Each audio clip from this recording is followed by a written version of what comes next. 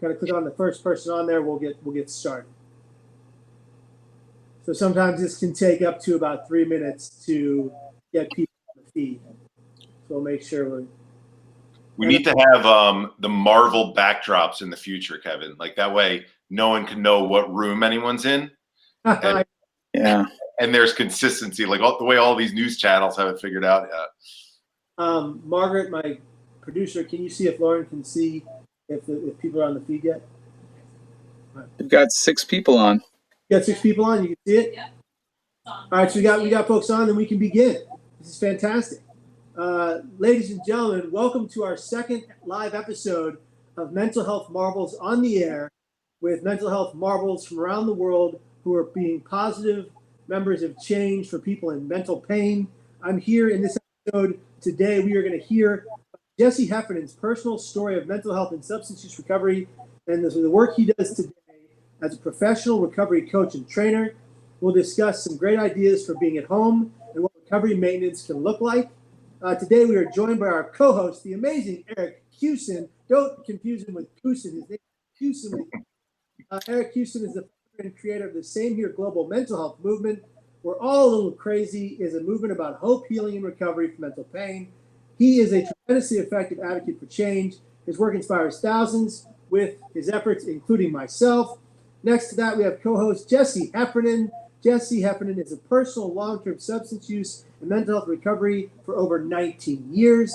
As the co-owner of Helios Recovery Services, he has been providing recovery coach training for the last 5 years throughout the Midwest, as well as suicide prevention training and mental health awareness campaigns all over the place. Eric and Jesse, welcome. Glad to see you again. Eric, glad to see you now. Jesse, let's get right after it, okay? Let's do it. Jesse, can you tell us your harrowing story and talk to us about recovery from substance use and how people can change their lives today? I'd love to, Kevin, and thanks a lot for having me on the show. Like you said, I'm a person in long-term and substance use recovery, and for me, that means today I get to be, a person that's a part of my community. I get to be a husband, a father. I get to do amazing things like this kind of show like this. And so it's funny because when I go and I speak, I call it my origin story, right? And we're mental health marvels. I think that, a lot of times people in every walk of life, they can come upon this time where like stuff's going on and like they have to make that choice. Like I love comic book analogies and thinking like, remember that moment when like, Spider-Man's got to decide what he's going to do with his power, or Superman's got to decide, kind of a thing. And I think too, for me, there was a lot of trauma that happened growing up, right? So there's a lot of stuff going on right now we're talking about ACEs, adverse childhood experiences. We're talking about what are some of the roots of mental health and substance use. And experiencing some of those, what I learned early on was that I didn't really have the capacity to talk to people about what was going on with that stuff. And it was no fault really of anyone else's. Like the way that it worked for me was it kind of drove this disconnection, so I'd have the life where all that stuff happened, but then I'd have the life where I was just living every day, right? And sometimes that other world of trying to deal with the trauma and that energy that comes with it would bleed over into this world, which made it extremely difficult to connect with people, to, pay attention in school, to do all those kind of things, right? And I like to think, because I like to focus more on my recovery and what I've been doing the last 19 years, but what happened throughout, growing up and going through school, there were people that, like, I would say, like, they planted seeds, right? And, having kind of like all this shit happen, it was really good fertilizer for these seeds to go into. And over time, those things started to take root. So as I grew and as I started engaging more and more substances, and as I checked out more and more, and I could tell, like, man, there were like serious mental health issues. There were, like, looking back at it now, like the depression and the anxiety and the self-medication at that time, really was like a survival mechanism of what I had gone through. And I don't like to shame people that are currently using. I don't like to shame people that, family members and stuff like that. I mean, like it's tough stuff navigating through all those things, and there's no easy way out of it. And what's interesting, and I know we're going to touch on a little bit later, is just like, we talk about connection and isolation and the place that we're finding ourselves in today and the need for more connection, especially as we're being quarantined to our house. So as substances, continue to be a more and more significant part of my life, I found that, I was isolating from others. I was selling out my personal morals and values. I was doing all these things that I knew just weren't in alignment with who I was, but I didn't know how to cope with all the other stuff that was going on. And eventually it led me to, making some deals and being involved with some people that, were engaged in getting drugs, distributing them and stuff like that. And eventually, like, I got caught on tape and I got into a spot where, I was facing jail time. And I decided I had these court dates, and I was a person that, like, what do they call that now? The fear of missing out. There's like an acronym for that now, right? And I feared missing out all the time. Like, I wanted that attention. I wanted to connect with people. So I'd miss court dates. I'd call in to the judge, or I thought it was the judge at least. Hey, I'm not going to make it to court today. And they're not big fans of that. So, eventually there were some warrants out. I had seen my friends struggling. I had seen, just the way that all this stuff was impacting all of us. And going back, I'd say, like, in spite of the substances and mental health and all the crap that was going on, like, the thing was is that we all still wanted to be together. We still wanted to have, like, a community of some kind. And even though the community wasn't necessarily based in the most healthy things, is that my echo? I'm sorry, I'm getting some feedback. So eventually, I ended up going into jail and going into treatment, and just found people, more and more people, that were using stuff, that were using anger and rage and had mental health issues as a way of dealing with all this stuff. And when I got into my first treatment program, I had finally found this place where, one, I thought I was going to be, like, just meeting people that had no idea what I was about, or didn't dress like me or act like me or anything like that. And I found in rooms of recovery, I found people that did dress like me, that did look like me. There was this one guy with tattoos up and down his arms, a big old Spawn tattoo from Todd McFarlane's comic book. It was really cool, and he was a drummer in a metal band.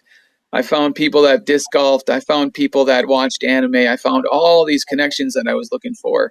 But more importantly, I found people who are willing to talk about the problems going on in their life, and when I was able to start talking about what it was like, growing up in a single parent family, what it was like growing up, poor, what it was like having these traumas and stuff like that in a room full of people and one-on-one with people, it was scary. It was very scary, but I've learned that taking those risks and those chances, like, even though I don't know what's on the other side, like, being vulnerable has always paid off. Right? Like, I know, like, part of the thing with substances is, like, I know kind of what the desired result is going to be afterwards. And it gives me, like, this false sense of control. But to be vulnerable, to be open, to be connected, like, that can be something completely different on the other side.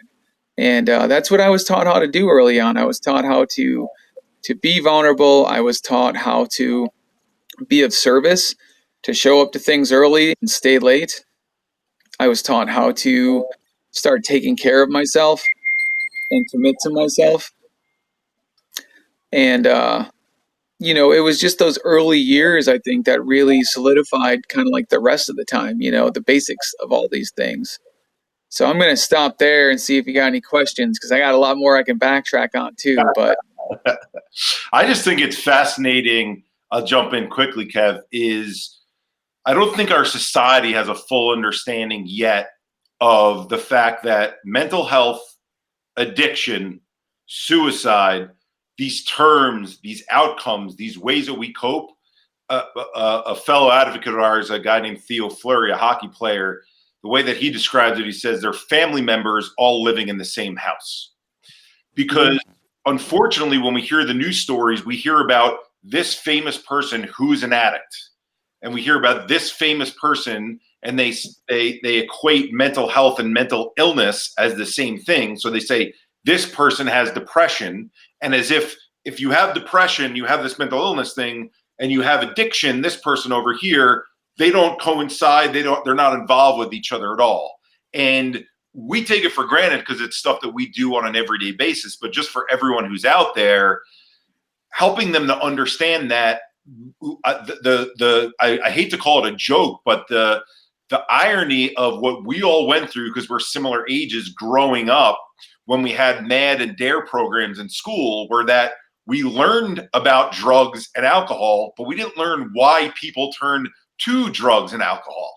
And the trauma that you discussed was the trauma that, Kevin and I each had in our childhood that we discussed growing up. But if you could talk a little bit about explaining to people the move towards substances at a young age and what that does for the feelings of emotional pain and suffering in terms of why people turn to substances in the first place.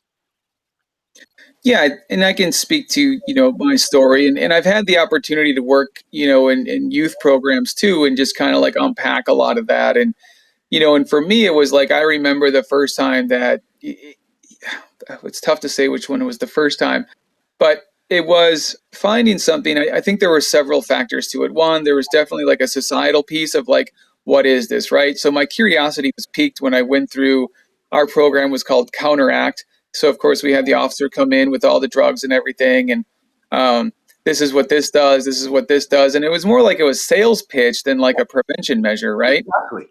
And and then I started just learning more and more about these things, and I knew other people were drinking, and so in Wisconsin, like, we pride ourselves on our drinking, right? Like, that is a rite of passage. You get alcohol at t-ball games for 7-year-olds, right? Like, I mean, it can be practically anywhere.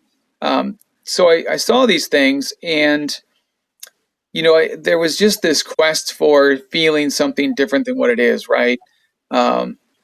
It was a quest for alleviating the pain and the suffering, and substances happened to be the way that I could find out how to do that. Now, I think it's important, like, I don't believe pot's a gateway drug. I don't think drugs are gateways. I think people are gateways, right? I think that the different people I started hanging out with and associating with, whatever they had, whatever I could get from them, just helped take care of that pain, right? And so my using started between 9th and 10th grade, right? It was just like the summer of, and I started getting engaged in all these things, and I saw all my friends doing it, and access became easier and easier, right? When we look at what's going on in society now, there's far more access, there's far more means, there's far more talk about it. It's far more public than it's ever been, right? We've got TV shows, we've got headlines on a daily basis, and you're right, like, we don't see the big things until like a star is hit, or there's like mass amounts of heroin, opioid, fentanyl overdoses that have been continuing to plague our country now for like 10 years. I had a family member who was being hit by that back in 2009, and the amount of treatment beds and the lack of availability, the lack of medicated assisted treatment that we have, this idea that there's just one pathway of recovery. I mean, 85% of folks, more often than not, are dual diagnosed with mental health and substance use, Yep. And I think that there's a clear pathway for both of those types of recovery, because I know folks that don't want to have kind of like that dual label. But we got to start talking about what those things are, and that it's okay that the communities can come together, but even though there might be multiple pathways. And I think more importantly, like, when we talk about going down the stream and talking to youth, that we're not having these scared conversations where we're trying to like timidly approach the topic with them. Like, here's what this drug is, here's what it does, here's the side effects, here's some scientific fact about it, right? And let's talk about what that means for you. I think when we treat youth with respect and as smart and as capable, man, they can do some amazing things and have some amazing decisions.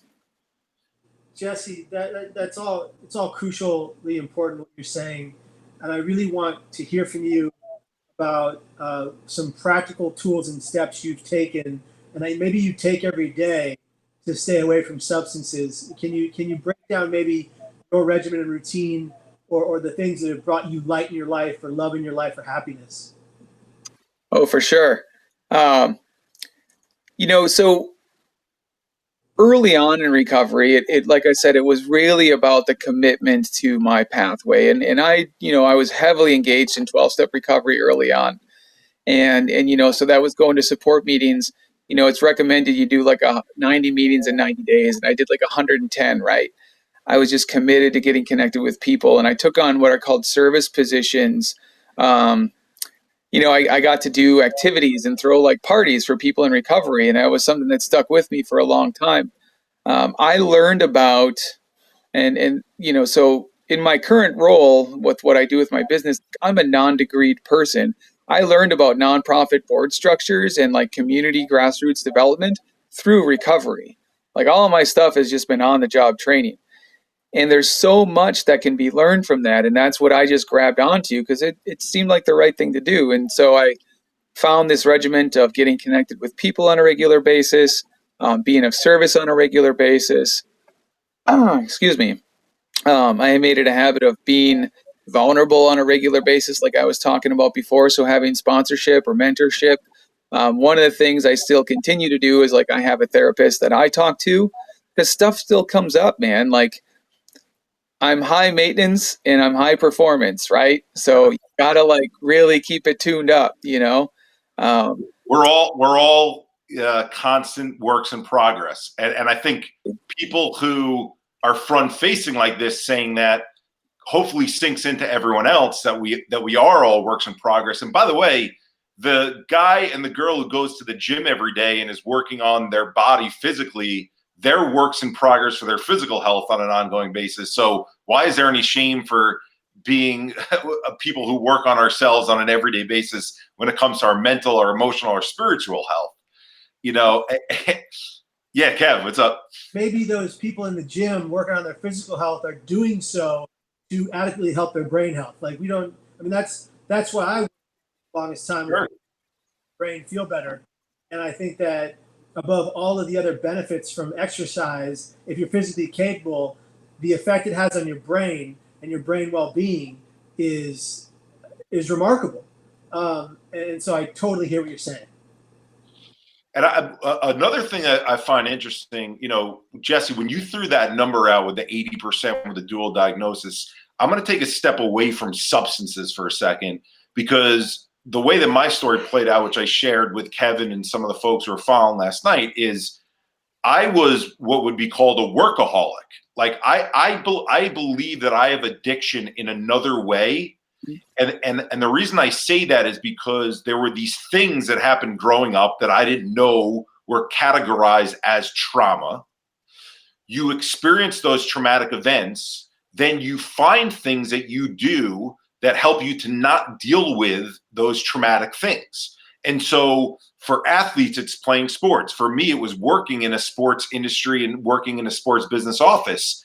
And then people hear about addiction and they hear about drug use or they hear about alcoholism and they think, oh, those things are completely unrelated, because in one case, someone is doing something bad and turning towards something bad. But in another case, you're doing something good because you're working all the time. At the end of the day, and this is coming again from someone who would be considered doing the better of two evils, you're still, even someone who's an addict when it comes to watching their teams on TV and using that as an escape, these things that we talk about are all things that take us away from getting to the core of doing what you said at the beginning, which is being vulnerable and dealing with your stuff, putting it out there and sharing and opening up and healing. Right. And so like there's different types, like, like work, sex, gambling, food, like those are things that we would call like process addictions, right? Like things that they're not necessarily as clearly defined as substances, And there's even pathways of people that, they can use substances at a level called moderation based recovery, right? And that's what they choose to have as their pathway. It's harm reduction, right? Like in recovery is it's has my quality of life improved with my practices and with the different things that I do.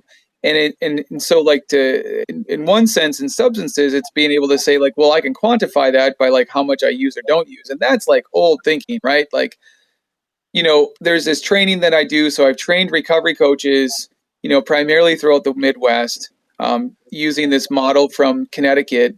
And in there, we talk about like, you're in recovery when you say you are. So if like substance use truly is like this medical issue, if we're truly defining it as a brain disease, um, like any other disease, you're in remission when you start working on it in any capacity, right?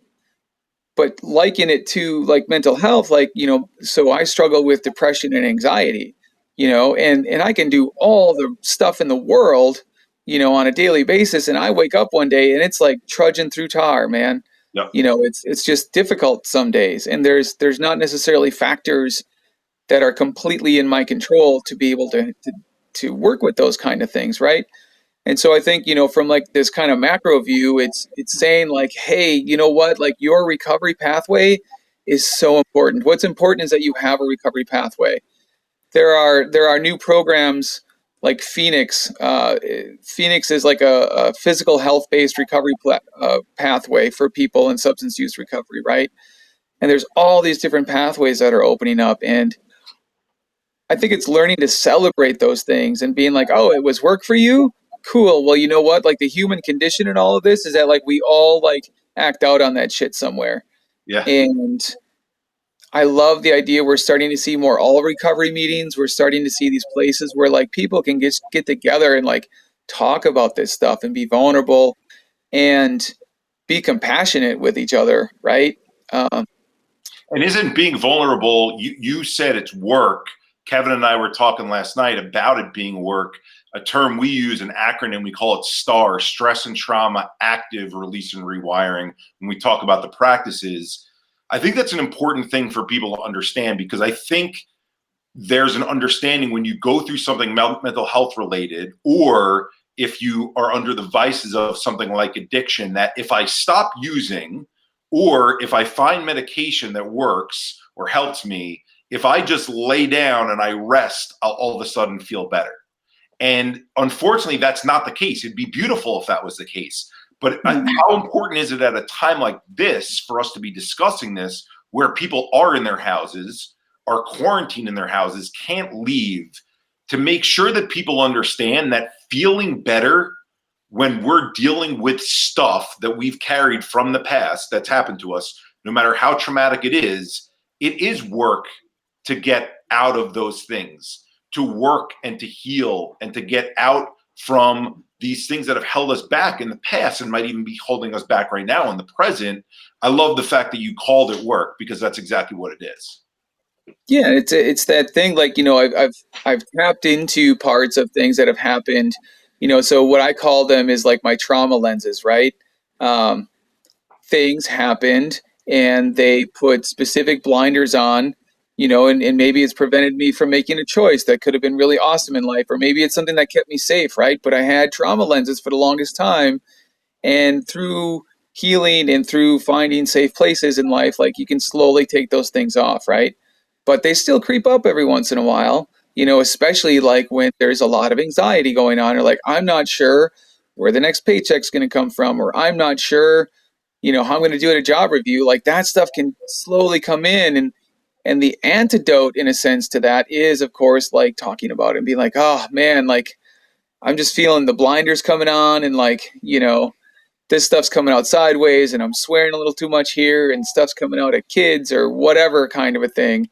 Um, cool. Like talk about that. Like it's like this imperfection that is so amazing and incredible. And, that I don't have to hold myself to the standards of what people portray on Facebook, is a huge thing. Right. Go ahead. That's what I think, along that line, like my friend Sam Webb from Australia says, a pain shared is a pain halved. And I think Yeah. a pain shared is a pain halved. A trouble shared and a fight shared is something that you can diminish as well and bring down to a calm and bring yourself Right. when you communicate with people who love you, care about you, know you, or empathize with you.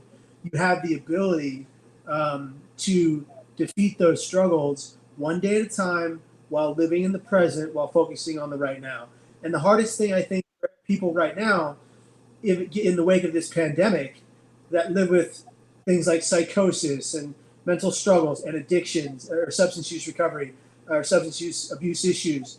I think the hardest thing is the uncertainty of tomorrow when we really need to help them focus on right now, getting through this moment onto the next, but really to be focused on what are we going to do to take care of ourselves in this moment of pain and struggle, and how can we reach out to the people that love us or the people that we know that have our backs or the groups that have our backs. And on that note, Eric, could you talk about that group in the rooms? If I'm saying that right. Can I talk about the group? I didn't hear the last part. That you were telling me about on the phone in the rooms. Oh, I think that was me. Yeah. So in the rooms recovery, intherooms.com, they host 130 different meetings online every week. And I talked to the guys, Kenny P and RT today, and thousands of people are signing up for it right now. So it's a free thing. You can go on, create a profile, and then you can be connected with all these types of recovery fellowship meetings around the world. And they're going 24/7. So definitely check it out. I'll try to throw a link here in the comments too. Okay, go ahead, link in there so people can see that. These are recovery-based rooms online. We are sequestered in our homes all over the world. Let's activate and actualize and go into these rooms if we're in pain and we're going through it to get through one day at a time and be the better off. Kevin, you said it yesterday, Kevin. Like and I put it out there today on social because I thought it was so brilliant. Is whoever came up with this term social distancing is doing a disservice to our society. That's the last thing that we need is to be socially distanced. I understand why they came up with the term because they're thinking about bars and restaurants where people socialize. But what we need is physical distancing and social connection. Going through this pandemic in 2020, where we have tools like this online where we can connect with one another, and the rooms resource that Jesse just mentioned, it's using those to actually create community. Yes, would it be ideal if we were actually in the same room with one another? Absolutely. In the absence of having that, creating these environments, creating these communities is the way to go. And your comment earlier, Kevin, about some of the people who are going through different things and the inability to see tomorrow.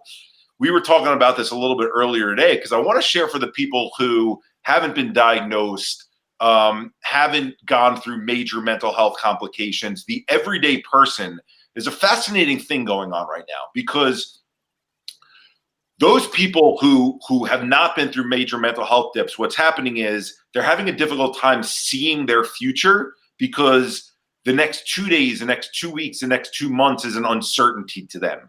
So whereas they had a routine before and they knew, okay, my work is going to be this, and I'm going to get up and here are my goals that I have for work, and here's how I'm going to accomplish it. And to Jesse's point, here's where my paycheck is going to come in, and then here's the responsibilities for my kids and what my kids are going to do, and the grades that they're going to get in school, and the schools they're going to try to get into, and the teams that they're going to be playing for. Well, now all of a sudden, in almost overnight, that ability to see the future went like this, and those people are looking at a blank wall. And that's what's scaring the shit out of people, is that they have that blank wall in front of us.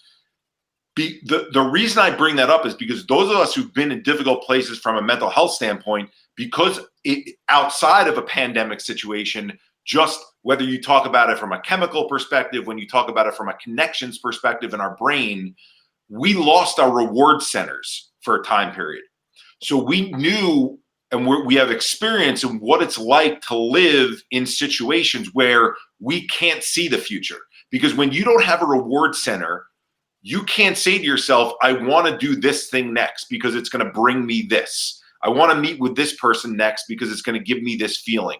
So we have this experience already of dealing in these situations. And so I think those of us who've been through those situations and have not come out of it fully, because to Jesse's point, we're always a work in progress, but come out of it to some point, now we can say, in this environment we're in, this isn't so scary to us. And so tactically, some of the things that we can talk about, I'll share a couple of mine, and then I'd love to hear from you guys, is I challenge people to think about when this is over, because it will be over. We don't know what the date is yet, but this will be over. What are the things that I'm going to care about? What are the things that are going to be important to me when this thing ends, right? So I spoke with a woman yesterday who has a husband who's in the military. And she said, I'm not going to be able to speak to my husband as often. The rules are different now in terms of the amount of time he's allowed to get out to speak. This is going to change our relationship. And I said, okay, what do you want to have happen when this thing's over? You want to have as strong, if not a stronger relationship. Well, let's do things in the now that help you to have that stronger relationship, even though you're talking less right now. So we came up with a cadence for her writing letters to her husband that she's going to keep, so that when this is over, she gets to hand him a stack of those letters, and that brings them that much closer together, that they found that connection point from something that was a difficult experience, and then they're flipping it into a positive. So my challenge to people would be, in terms of one tactical way, is think about when this ends, whether it's 2 weeks, whether it's 2 months, whether it's longer. In my life, what I've done before, what's important to me, and now what I want to do after this when it ends, what are some of the things I can do in the moment right now, a day from now, a week from now, 10 days from now, that will help me so that when it ends, I'm in a better place. That will give us purpose. That will give us routine. That will give us a reason to wake up every single day. That's fantastic, Eric. That's wonderful. I love how you put that. I hope everybody respects that and checks that out and hears your message. First of all, Jesse, can you break down, what you would do when this is over, when the pandemic is over and the cure is out there and the vaccines are working, people are back to a normal and the economy is back on a rise? What are you going to do to connect with people that you love? Oh man, again, part of my routine being, recovery fellowship meetings and meeting with people, I'm a very, social person. So I know that I'm going to want to connect with some friends. I'm going to want to, just get back out there and I love hanging out at coffee shops and everything and kind of seeing where people are at. And I've got some, some trainings and some different stuff, getting connected with those groups that, so I go out and I train recovery coaches. I've done a lot in the state of Illinois and Wisconsin and starting to move that all around. And so I think it's important, again, to get back into those routines. And I like what you put out there, think about what you're going to do when you get out, but in the moment, how can I create structure, routine, and, kind of be where I'm at, not kind of going nuts inside the walls here kind of a thing. So it's a really interesting position. And, trying not to project too much, but really, like you said, hold on to that idea of what it's going to look like. And, again, I got my heart out there for people that are struggling and they can't access their support groups. They can't access the medications or the substances or the things that are helping them through day-to-day stuff on a regular basis. Again, just strongly encourage, find these online support groups, find these online meetings, find someone that you can connect with to just talk about it and help take some of that pressure off the valve, even if it's temporary. I think on that note, with what you're saying, Jesse, and what you said, Eric, I want to challenge myself to see what I can do after this is over. And I think one of the biggest things I want to do when this is over is spend a lot more time with my 70-plus-year-old mom and dad. I think given that 70, they're talking about on the media every single day that people who are 70 or older, or even in their 60s and older, are more susceptible to this disease, the coronavirus, the COVID-19. I want to spend a lot more time, A, talking to them on the phone, but B, going to visit. And we've all moved separate ways. My parents are divorced and have been for years.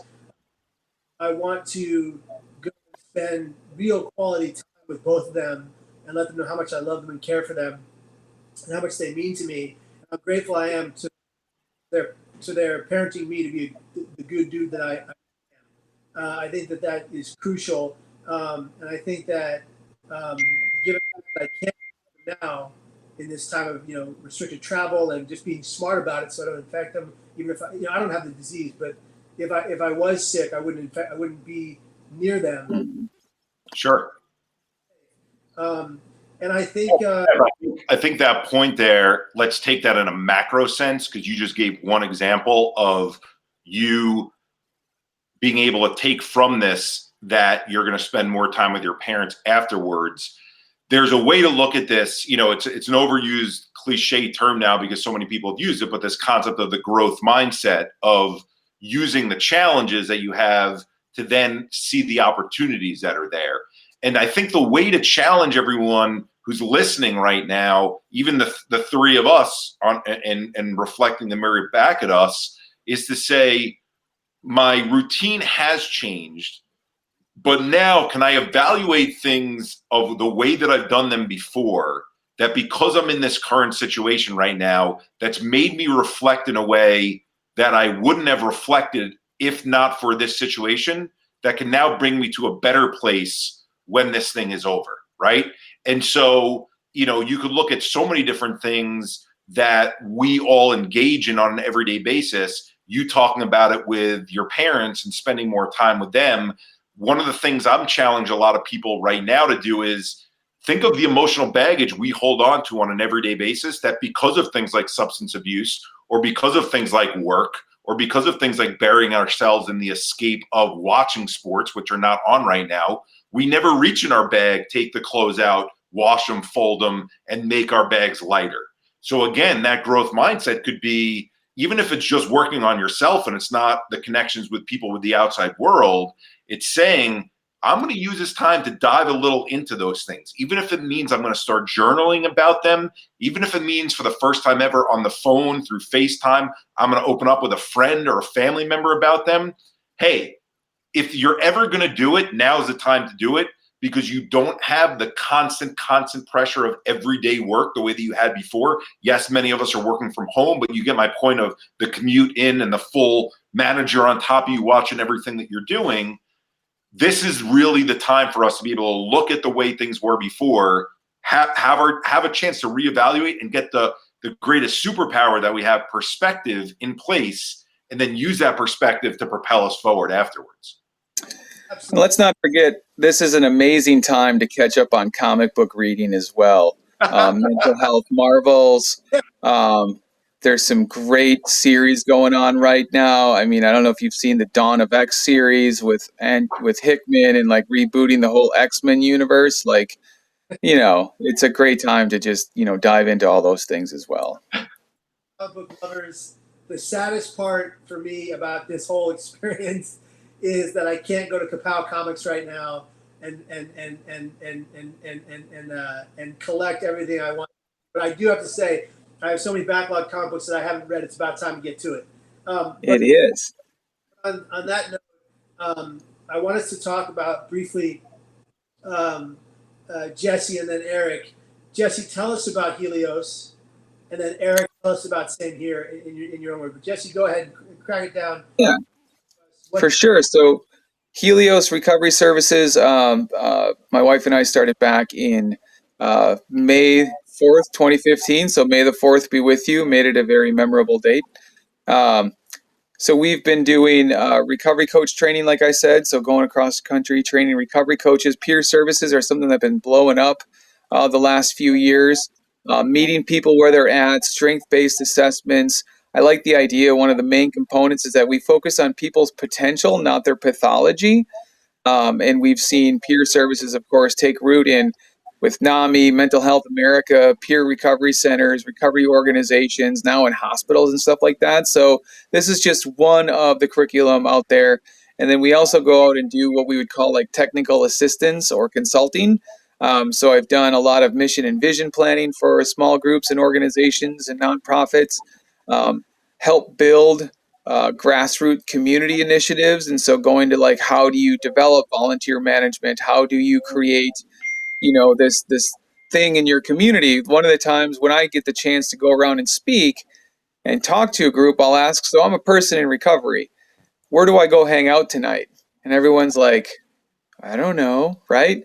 And even though, right, like the whole point of a lot of this is to get people to a place where they're in recovery and not hanging out with who they used to hang out with.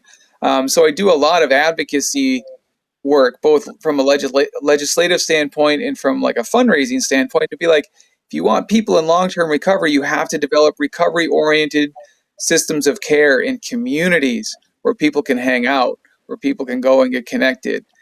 So doing a lot of those pieces, helped do a couple national conferences. I worked with my friend Ryan Hampton last year.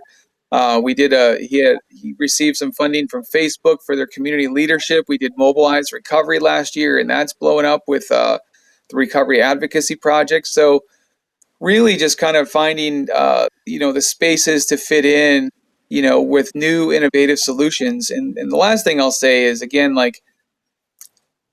we're addressing diseases that are, biological, social, psychological, and we have to find ways and means to like address these things with all those different routes.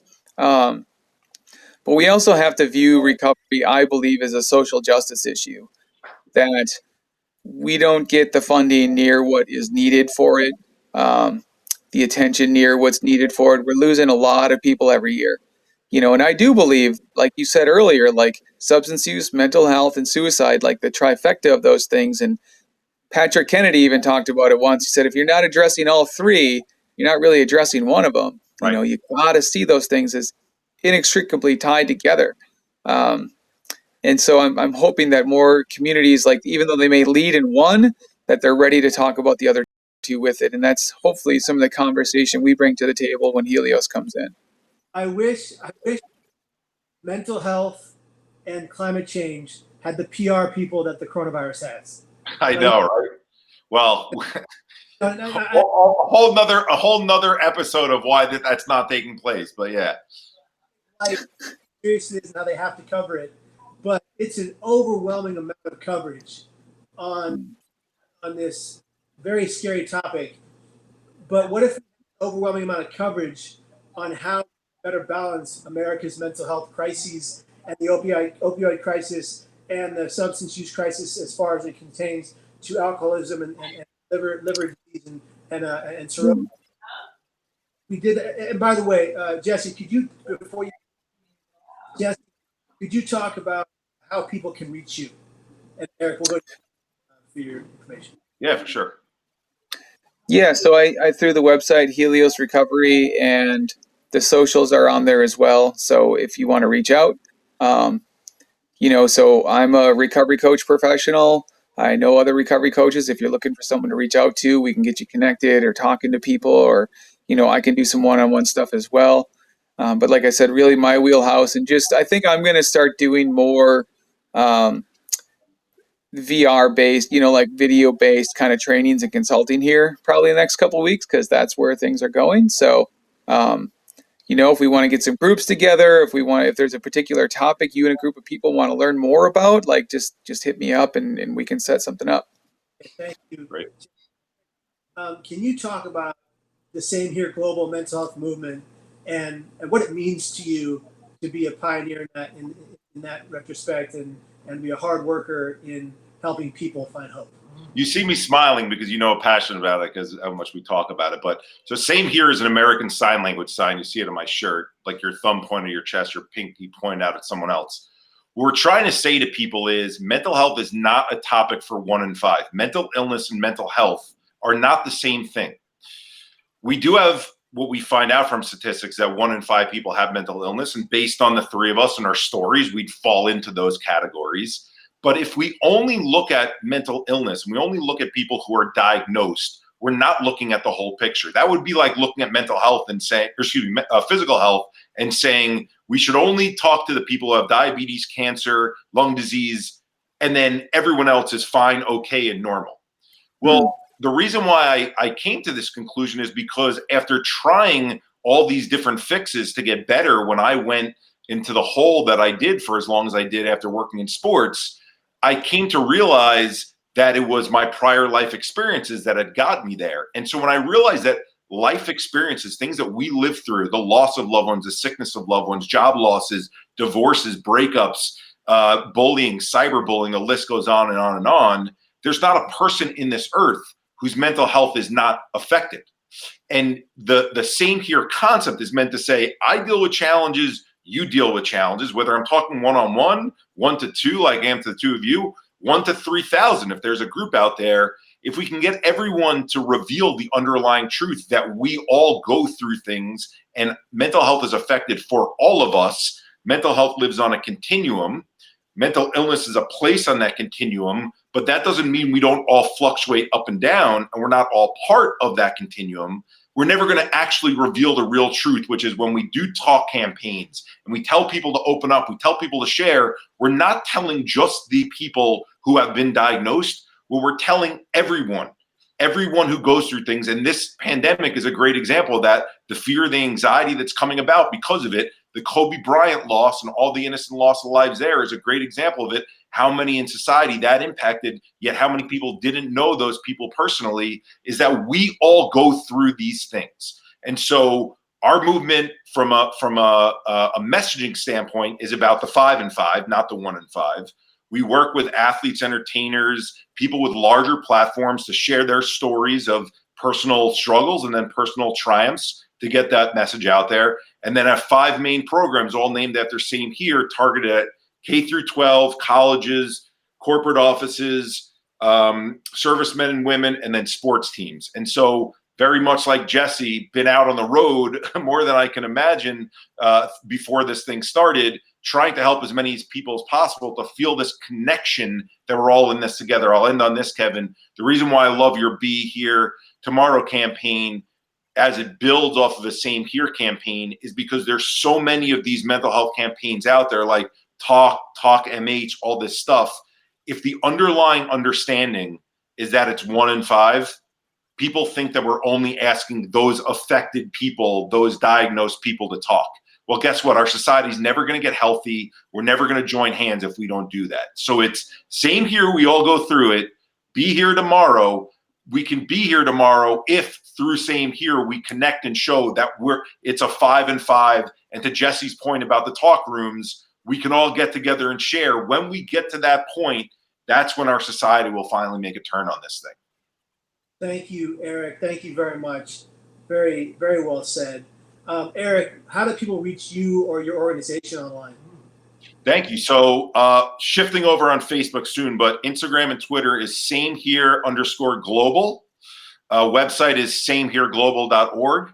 And then finally, I mentioned we're switching over on Facebook. So Facebook is We Are All a Little Crazy. That's the name of the organization. It's true. I hope to everyone out there, they understand that we're using the term crazy tongue in cheek to basically make fun of the fact that there's no such thing as normal. We are all part of this group. We all go through things and we're all challenged in different ways. So that makes us all part of the same team. All right. In these last few minutes, Eric, I really want to hear from you.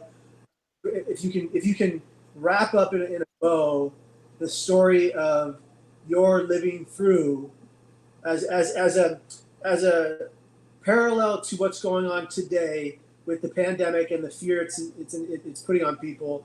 You went through something in New York when the 2 towers came down. Yeah. 9/11 devastated all New Yorkers, all Americans, and people around the world. It was a terrifying time. And it was a rebuilding time for people. What did you go through when that happened while you lived in New York, and how does that compare to today?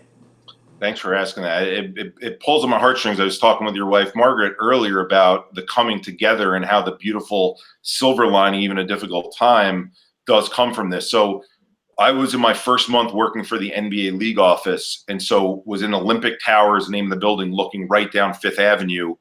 The first plane had already hit when I got in the building, and we're looking out these wall windows as the second plane hits. They put us all into the media room, which was on the 17th floor there in the building, and we were all watching every single news channel at the same time on these panel of TVs that were in front of us.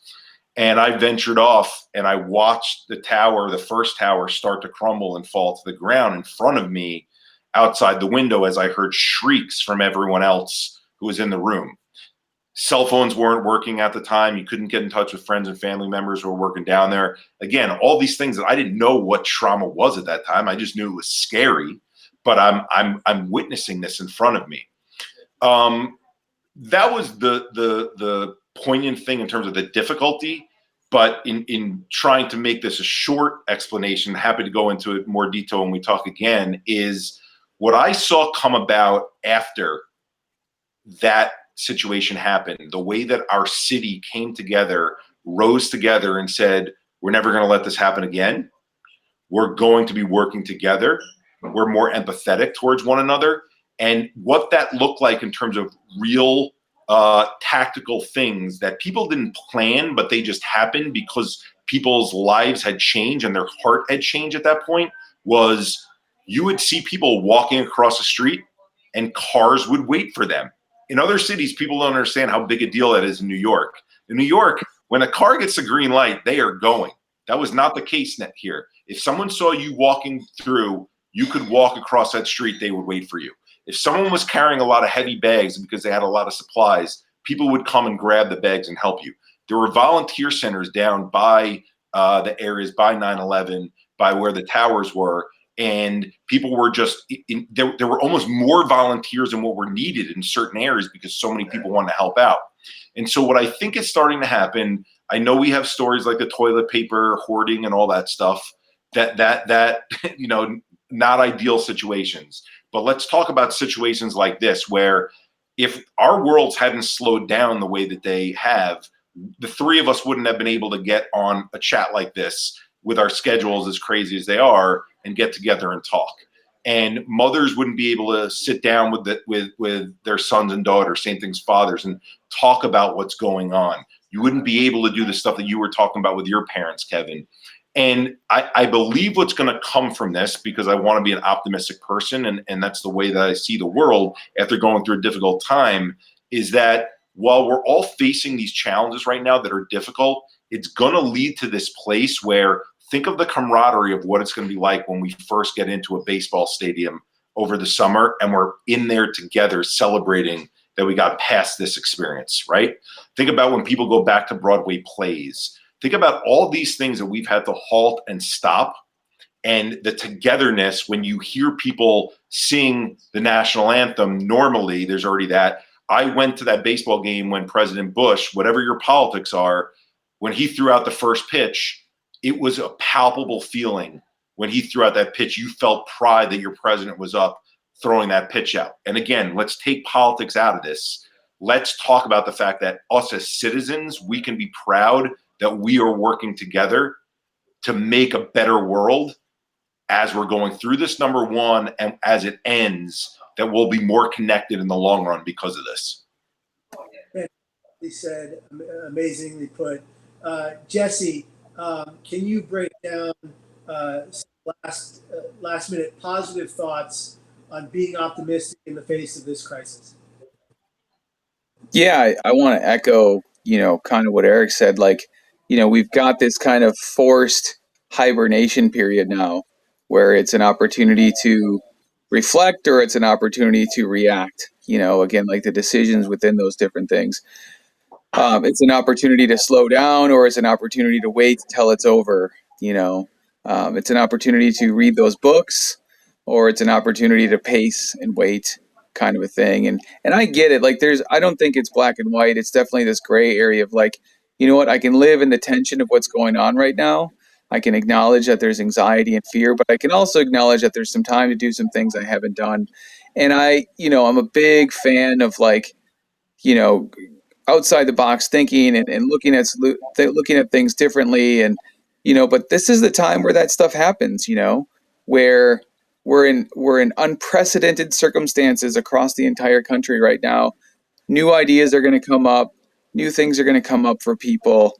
And I love hearing Eric say, like, when it finally does get to that point, the amount of relief and gratitude that will come from being able to go back out into society. But for now, like, really making that conscious choice and that conscious effort to, like, what are you going to do moment to moment and day to day? This is the time to think about it. It's not like it's going to be a time that happens years from now. It's like, now is that time where you say, you know what? When that happened, when the COVID-19 quarantine was going on, like, I made some kick-ass choices. I did some cool shit. I took care of myself, and I'm a better person because of it. It's awesome. I love that. I want to let's round it out with this. We're all in this together. We've got to let hope help heal. We've got to keep on keeping on. We've got to be here tomorrow, and it's all about being same here with the person next to you. We're all going through something. Nobody is nobody, from child to adult around the world. Nobody is normal. The definition shouldn't even exist. And I'm going to say this, and I'm going to be very honest about it. The majority of this live stream, I have a panic attack, and I've been having more and more of them since the announcement of COVID-19. I've had them in the past. I've experienced them on a, not a regular basis, but enough in my life to know a lot about them. So I've been doing my breathing exercise, and I want all of us, along with our watchers, because we have a lot of people. I want to do this for all the people that are going to see this later on. We had 3,000 views on the last live yesterday. Hopefully we get a similar amount today after the fact. Let's do a breathing exercise together. If you have low blood pressure, don't do this. It's not you. We're going to inhale through our nose, exhale 7 to 8 seconds through our mouths, pursed lips like a whistle but no sound. Inhale through the nose 4 seconds, exhale 8 seconds through the lips, pursed lips but no sound. Here we go. 1, 2, 3, inhale. Exhale.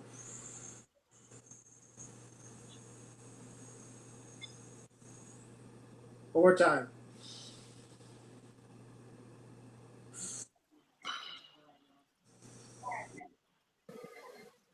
Last one.